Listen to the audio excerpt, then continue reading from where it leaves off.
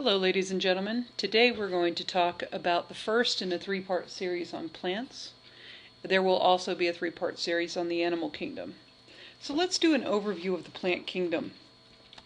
All plants are multicellular, eukaryotic, and they have cells that have cell walls that contain cellulose. And all plants are also autotrophs. Originally, all the land plants came from phytoplankton, specifically green algae, which is division Chlorophyta of kingdom Protista.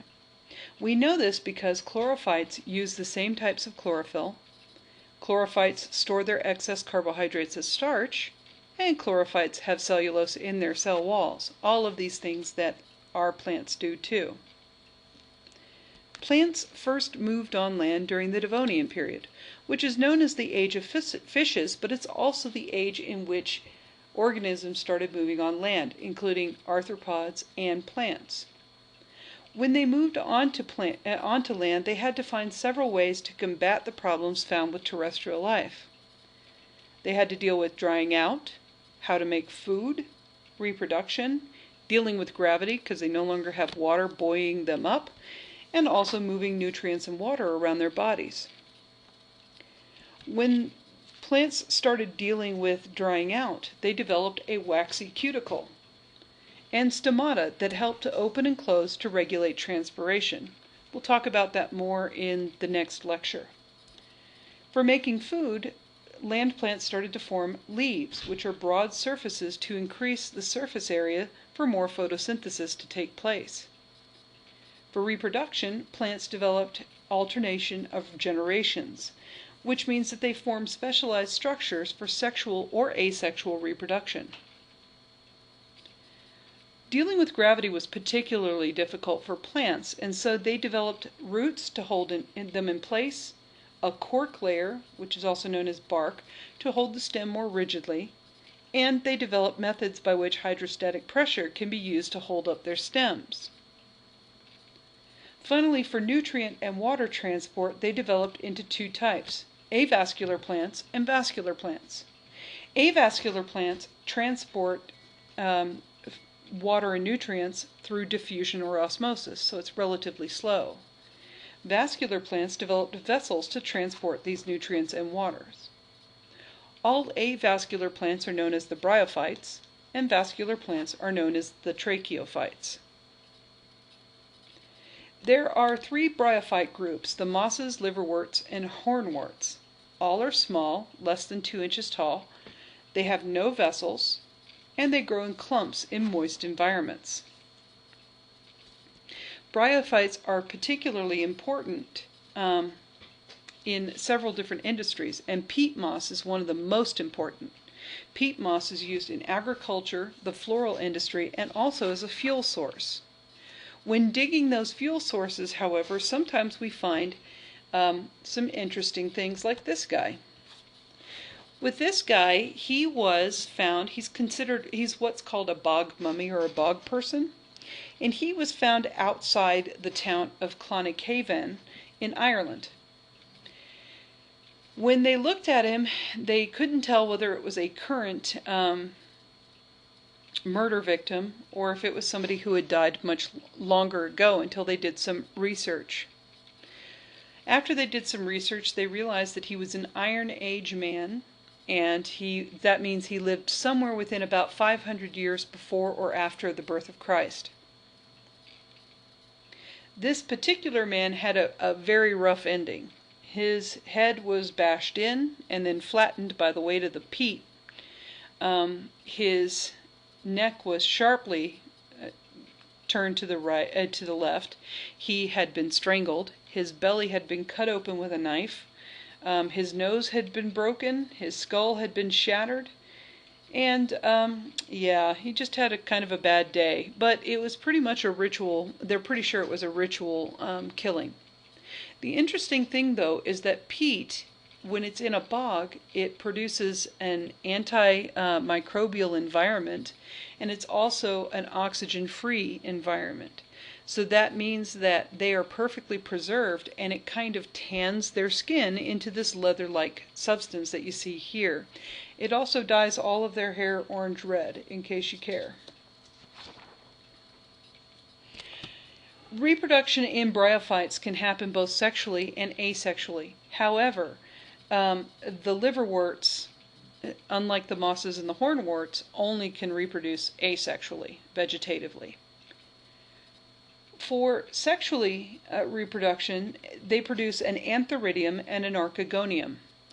The antheridium produces the sperm, which is the male gametophyte plant, and the archegonium produces eggs, which are the female gametophyte plant. So that means that they actually need a water medium to swim the sperm to the eggs, and that's why you find them in moist environments. If they reproduce asexually, they reproduce in two ways, by fragmentation and by producing gemmules. Fragmentation means that they break apart and start a new plant. But a widespread means of asexual reproduction in both liverworts and mosses is the production of gemmules or gemmi. These are multicellular bodies that can give rise to new plants. The tracheophytes, remember these are the ones that have vessels, come in these 5 big groups: club mosses, horsetails, ferns, naked seeded plants, and the flowering plants. Or, in order, Lycophyta, Sphenophyta, Pterophyta, Gymnosperms, and Angiosperms. I will let you know that this is also the order in which they showed up in the fossil record. So they go from less complex to more complex lifestyles. All tracheophytes have these 2 types of vessels. The xylem transports water and dissolved minerals from the roots to the rest of the plant. It's important that you know these, so make sure that you write this down. The xylem transports water and dissolved minerals up from the roots. The phloem transports dissolved sugars from photosynthesis from the leaves to the rest of the plant. The club mosses were the first of the tracheophytes, and they are small vascular plants. They have 2 types, and that's the strobilus and the prothallus. Strobilus are leaves that produce the spores, so they are asexual. The prothallus are leaves that produce the gametophyte plant, so either the antheridium or the archegonium, very similar to the way it works in mosses. The horsetails we find all over Idaho, especially southeastern Idaho, anywhere you have a low-lying area with abundant water. And they are a very ancient type of plant. They were there before the dinosaurs. You can always recognize them by their jointed stems. They can get quite tall. And the interesting thing is that the jointed stems are almost like straws within straws, and you can actually breathe through them if you take off the tops. Their reproduction is similar to that of the club mosses. The ferns first appeared in the fossil record about 400 million years ago. This is the first group in which the sporophyte is the dominant plant in the alternation of generations. So it's where ferns began that it started to split to a sporophyte dominant rather than a gametophyte dominant plant. And all of the rest of the groups are sporophyte dominant. It has been a very successful life cycle. So you find ferns in warm, moist environment, and they can get quite large. In fact, there's some in Australia called tree ferns that are literally the size of trees. And most of the fossil fuels that we burn, for example, petroleum, comes from compacted tree ferns that happened during the Carboniferous period. They have a great deal of economic importance. They're used in the floral industry, decorative gardening, and also for salads. We can eat these, especially the fiddleheads, which are the baby ferns. They look like the end of a fiddle. And make sure that in your book you go over the anatomy of a fern, because you do need to know the different parts. The gymnosperms means naked seeds, and these were the first group to make seeds. They produce the seeds in a cone, and they do not produce flowers or fruit. All gymnosperms are wind pollinated, which means that if you live where there's a large concentration of gymnosperms, usually conifers, in the spring you notice that the sidewalks, the roads, your car, your windows turn like yellow-green, and that's because they're spreading their pollen all over the place, and this is the first group that had pollen instead of spores. The sperm inside that pollen fertilizes the egg to produce a zygote. The zygote will develop into the embryo, and embryos are fed by the cotyledons, the first leaves.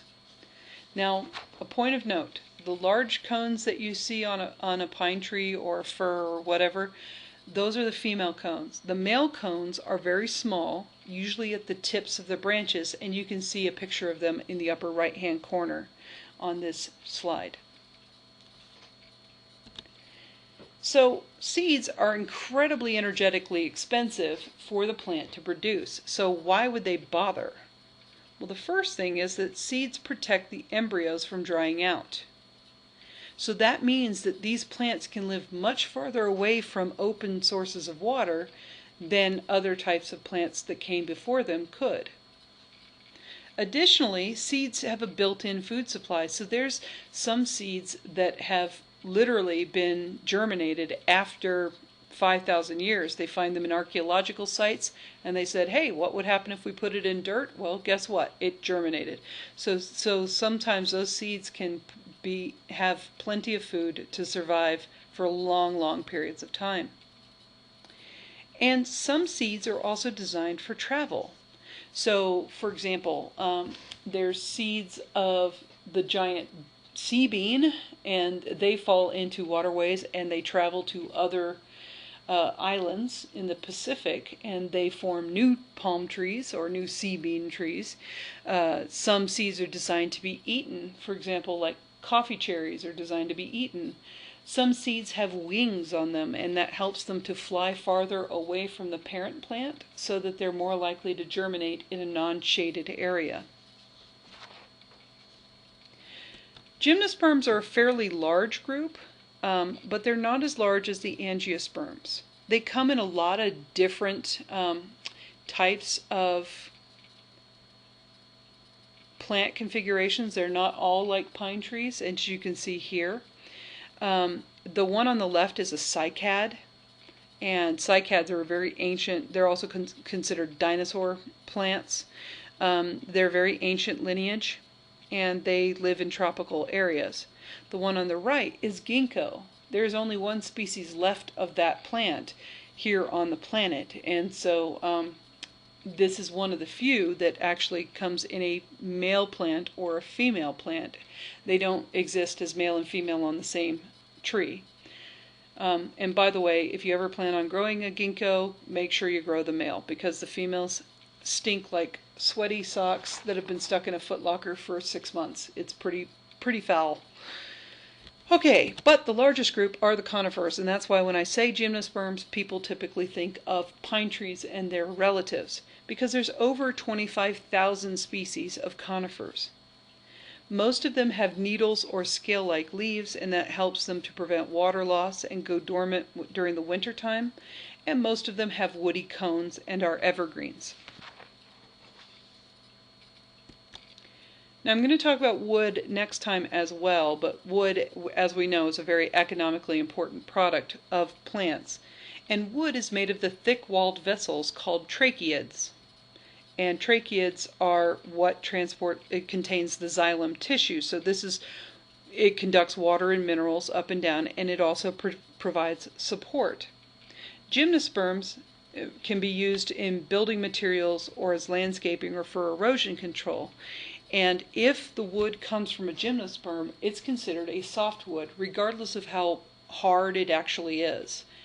If it comes from an angiosperm, like an oak tree, it's considered a hardwood, even though some softwoods are harder than some hardwoods, and some hardwoods are softer than some softwoods.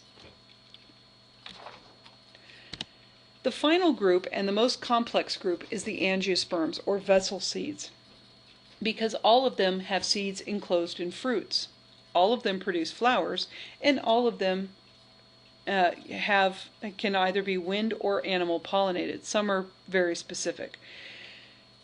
Even though you don't necessarily see the flowers, if it's an angiosperm, it does produce them, but sometimes they can be very, very small, especially if they're wind pollinated. There are two basic types of angiosperms, the monocots and the dicots. Monocots have about 60,000 species, and most of our cereal crops, our base staple crops, are monocots. Corn, rice, wheat, barley, rye, etc. Those are all monocots. Dicots have about 170,000 species. And so most of our vegetable plants are dicots. So that's kind of how you can keep them in mind. But one thing I would like you to do is to go ahead and copy down the key points from your, whatever your book, whichever book you have. It has a chart comparing monocots and dicots, and you do need to know some of the differences between them. For example, the leaf venation is vitally important that you know that. The number of cotyledons, you need to know that, and also you need to know the flower petal arrangement. There's more than that, but you do need to know those. Finally, angiosperms have different lifespans, and they're classified by their lifespans in addition to a lot of other things. But I'm going to go over the basics. If you garden, you already know these things, but if you don't, then I'm going to go over them anyway. The annuals have a lifespan of 1 year or less. That means they sprout from seed, they reproduce, and they die all in the same season. Most of these are herbaceous. They don't bother putting up a bark layer because they're not going to be around for a year, more than a year. And most of our crop plants are annuals. Things like wheat, corn, barley, rye, tomatoes, broccoli, Brussels sprouts, all of that. Those are all annuals. Biennials have a 2-year lifespan. And some wildflowers here in Idaho are biennials. Finally, perennials live for several years, they're often larger, and they often have a woody layer. Okay, so we're going to go into the specifics of plant structures in the next one. So make sure that you've reviewed this material. You do need to know examples of, an organism that fits in each of these categories for the different plants, and make sure that you review monocots and dicots and the structure of ferns. If you have any questions, see me during office hours, and have a great day.